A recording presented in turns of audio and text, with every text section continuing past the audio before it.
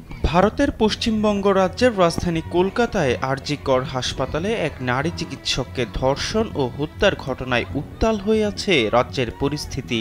মুখ্যমন্ত্রী মমতা বন্দ্যোপাধ্যায়ের পদত্যাগের দাবিতে বিক্ষুব্ধ শিক্ষার্থী ও বিরোধী দলগুলোর মঙ্গলবারের কর্মসূচি ঘিরে টানটান উত্তেজনা বিরাজ করছে।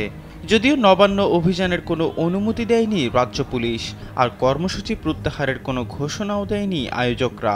এ অবস্থায় নবান্ন ঘেরাও কর্মসূচি ঘিরে কলকাতায় কী হতে চলছে তা নিয়ে এক ধরনের আতঙ্ক ছড়িয়ে পড়েছে রাজ্য জুড়ে। রাজ্যের শাসক দল তৃণমূল অভিযোগ করেছে, নবান্ন অভিযানের কর্মসূচিতে গুলি চালানো এমনকি খুনেরও ষড়যন্ত্র করেছে বিজেপি। দেশের যে কোনো প্রান্ত থেকে অনলাইনে নিজেকে দক্ষ করুন ক্রিয়েটিভ আইটি ইনস্টিটিউটের সাথে।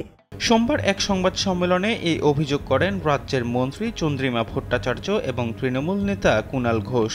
বক্তব্যের সমর্থনে এ সময় দুটি গোপন ভিডিও প্রকাশ করেন কুণাল, যেখানে মঙ্গলবারের কর্মসূচিতে লাশ ফেলার কথা বলা হয়, এমন খবর দিয়েছে আনন্দবাজার অনলাইন।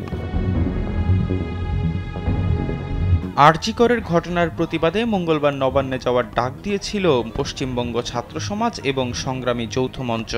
এক সংবাদ সম্মেলনে সোমবার সন্ধ্যায় রাজ্য পুলিশের এডিজি সুপ্রীতিম সরকার জানান, মঙ্গলবারের কর্মসূচির জন্য প্রথমে পুলিশের কাছ থেকে কোনো অনুমতি চাওয়া না হলেও সোমবার দুপুরে দুটি ইমেইল আসে, কিন্তু তাতে বেশ কয়েকটি সমস্যা থাকায় পুলিশ দুই সংগঠনকেই নবান্ন অভিযানের অনুমতি দেয়নি।